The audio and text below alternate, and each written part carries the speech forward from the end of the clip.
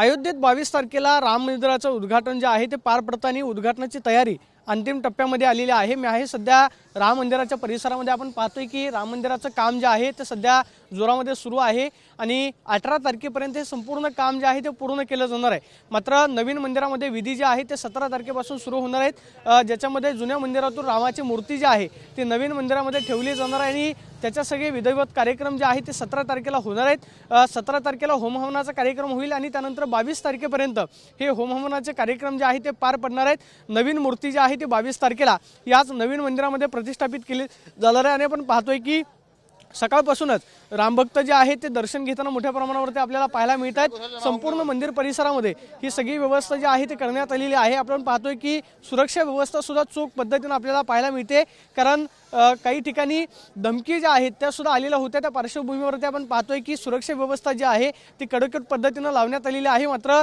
मूर्तीचे नगर प्रदक्षिणा जी आहे त्याची मोठी मिरवणूक काढायची की नाही यावरती सध्या तरी राम मंदिर ट्रस्टमध्ये विचारमंथन सुरू आहे। त्या संदर्भातला निर्णय जो आहे तो राम मंदिर ट्रस्टकडून घेतला जाईल। मात्र सध्या आपण पाहतोय की काम अंतिम टप्प्यामध्ये आलेला आहे आणि 22 तारखेला याच मंदिरामध्ये रामाचा प्रतिष्ठापनेचा कार्यक्रम जो आहे तो पार पडेल। पंतप्रधान नरेंद्र मोदी, त्याचबरोबर राष्ट्रीय स्वयंसेवक संघाचे सरसंघचालक मोहन भागवत आणि राम मंदिर ट्रस्टचे अध्यक्ष नृत्य गोपाल दास, जवळपास 4000 साधू संतांना याचं निमंत्रण देण्यात आलेलं आहे। तर 7000 निमंत्रितांना निमंत्रण पोहोचलेलं आहे। त्यामुळे जवळपास 25000 जणांची व्यवस्था जी आहे ती 22 तारखेला अयोध्येमध्ये केली जाणार आणि त्याची सगळी तयारी ही अयोध्येमध्ये सुरू असल्याचं आपल्याला पाहायला मिळतंय। राम मंदिराचं काम जे आहे ते अंतिम टप्प्यामध्ये सुरू आहे आणि 17 तारखेपासून विधिवत कार्यक्रमांना सुरुवात होताना आपल्याला पाहायला मिळेल। Camera person Rakesh Sonavi, Pradeep Kapse, TV9 Marathi, Ayodhya.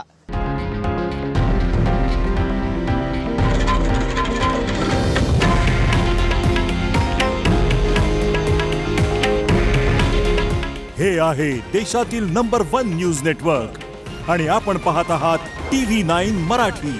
काळजी तुमची, हित महाराष्ट्राचं।